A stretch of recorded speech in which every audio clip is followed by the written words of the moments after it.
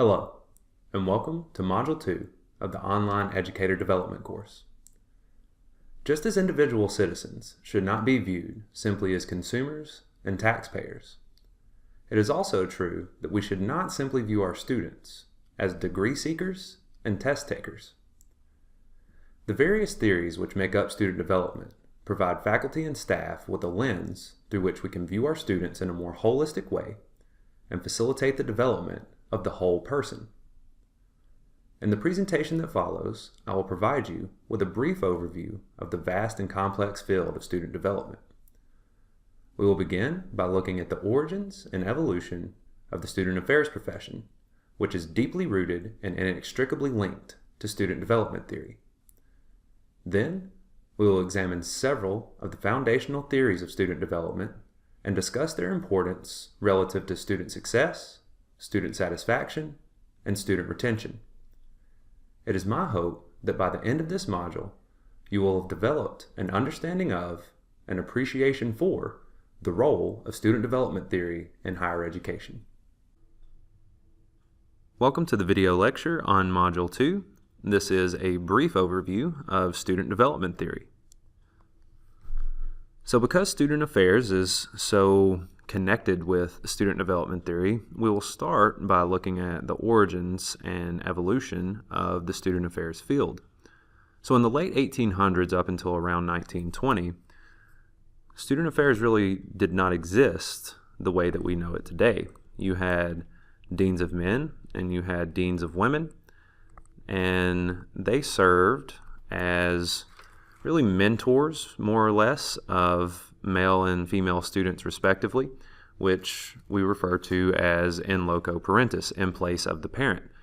And the reason that you had deans of men and women separately is because you have to remember at this point in time in history, women didn't have the same access to higher education as men did. So it was really necessary to have both deans of men and deans of women because your institutions were largely segregated in terms of gender. And it was the deans of women who would create the field of study that would eventually become student affairs out of their fight to try to create a place for themselves within higher education. The men were really complacent with more or less just kind of sitting around smoking pipes, smoking cigars, and chit-chatting, whereas the deans of women were motivated to try and carve out a niche for themselves within the field of higher education. And so they conducted research and really looked at what they were doing on a day-to-day basis and tried to internalize that theoretically and created a field of study. So around 1920, you have what we refer to as the student personnel movement, which was initiated by a gentleman named Walter Scott. And Walter Scott spent the first part of his career working in industry and for the U.S. military. And what Walter Scott did was he more or less created a congruence and an alignment between management's wants and needs and the abilities of their employees. And he did this for, like I say, industry and for the U.S. Army around the time of World War I. And he did such a good job of it that eventually Northwestern hired him to come be their president and to try and apply some of those same concepts in the higher education setting. And so Walter Scott comes in and he dismisses both the Dean of Men and the Dean of Women and replaces both of those positions with a student personnel department. And the student personnel department starts gathering data on students on index cards from one year to the next. And they're able to use this data to revise and update their enrollment management practices and assess student needs. And as a consequence of those needs, they would respond to those needs and student satisfaction would be increased. They were able to help students with job placement needs. And so you really start to see student affairs kind of emerging as we know it today, back as far even as the 1920s, 1930s. Then in 1937, you have the student personnel point of view document that is released. And for the first time, you have a respected association in higher education that has released a document advocating for the holistic development of students rather than simply just the academic development of students. And so this is viewed, this student personnel point of view document is viewed really as the seminal document of the field of student affairs. Then from around 1940 to 1960, the student affairs field was fairly stagnant as a result of World War II. Not much progress happened in higher education in general during that time. And so we fast forward a bit to 1960. And from 1960 to 1990, you see the beginnings of the theory which would eventually become the field of student development. Then from 1990 to the present, student affairs has really exploded. There's been a huge increase in student affairs personnel, especially in the 21st century. And as that foundational theory evolved, so did the field of student affairs. And so in the last few decades, you've seen student affairs personnel really kind of fighting to be validated and searching for relevance within higher education, and fighting to be accepted as equals among educators, and trying to align the underlying concepts and frameworks of student affairs with the mission of the institutions that they work for.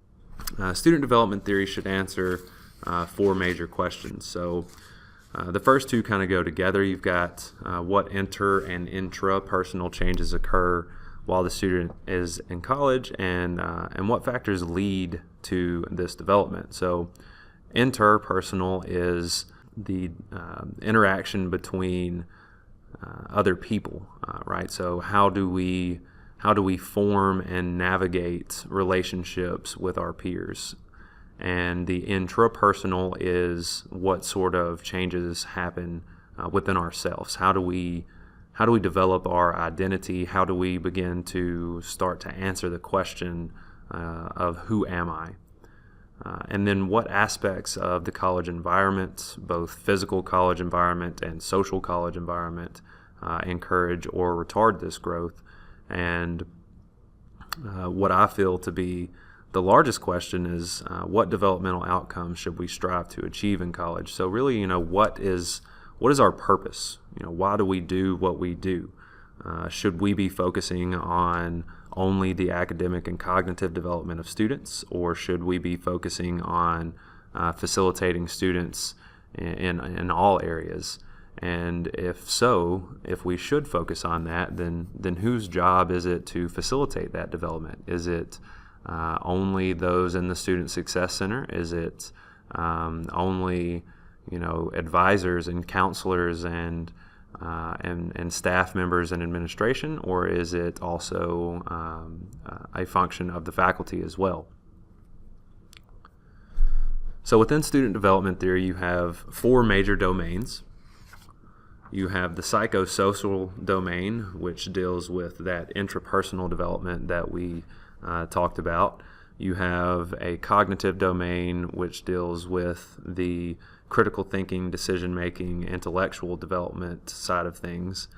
You have a person-environment domain, which deals with how individuals interact with the environment around them. Again, both the physical environment, the campus, and social environment. So how they interact with their peers. And then you have a typological domain, which is kind of fading a bit in prevalence in student affairs. The typological domain includes things like the Myers-Briggs test and the Holland's career choice theory, which we'll talk about here in just a few minutes. Over time, you've seen a kind of an expansion of these domains, and you have several subdomains now that exist You have critical race theory, which looks at racial identity development. You have sexual identity development. You have gender identity development.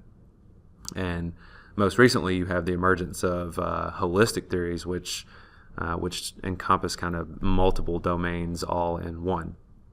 So at this point, you really have probably somewhere around 20 to 30 domains that exist, but all of them can be kind of pared down into these four main domain areas. So the foundational theories that we will be looking at today are Sanford's theory of challenge and support, Chickering's 7 vectors, William Perry's cognitive theory, John Holland's career choice theory, Marcia Baxter Magolda's self-authorship, and then Aston's theory of involvement. And all of these are foundational to student development theory. However, Sanford and Chickering are both viewed more as seminal works than foundational works. So these are kind of the fathers, so to speak, of student development theory.